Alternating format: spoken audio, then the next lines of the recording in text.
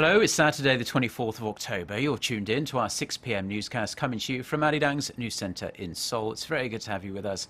I'm Mark Broom.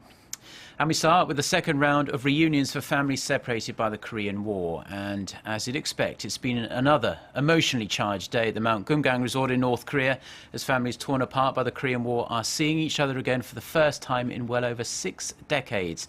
For the details, we connect to our Unification Ministry correspondent Song Ji-sun, who is standing by at the Inter-Korean Dialogue headquarters in Seoul. Ji-sun. Good evening, Mark. After departing Sokcho early this morning, 90 families from the south, a total of 254 members, have arrived at the reunion venue at Mount Kumgang shortly after midday local time. That should be Pyongyang time, which is 30 minutes later than Seoul.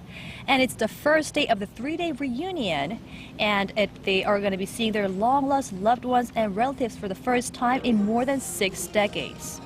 The oldest participant from the south, 98-year-old Koo Sang-yeon, got to meet with his 2 daughters who are now in their 70s. Many of those visiting from the south had lived in the north prior to the Korean War, and most lost contact with their loved ones in the chaos of the conflict, with many thinking their relatives had passed away over the last 6 decades. The families will have their first meal together in about an hour from now, a banquet dinner hosted by North Korea. After this first day, there will be a private reunion session on Sunday morning, where they get to exchange gifts in their privacy of their hotel rooms. 2 South Koreans had to travel to Mount Kumgang by ambulance this morning as a precautionary measure. South Korea's Red Cross has increased its medical support as over 1/3 of the 90 participants are 90 years old or older. Also note that there have been no North Koreans over that age during the 2 rounds of the reunions. Unlike the first round, where the North Korea's border office screened laptops of the journalists and delayed immigrations, it seems like all the processes are proceeding at a faster and smoother rate than the first round. Mark? And Ji-sun, we also hear that there are other families reuniting, those who were not separated by the Korean War, but whose stories are equally sad. Tell us about those.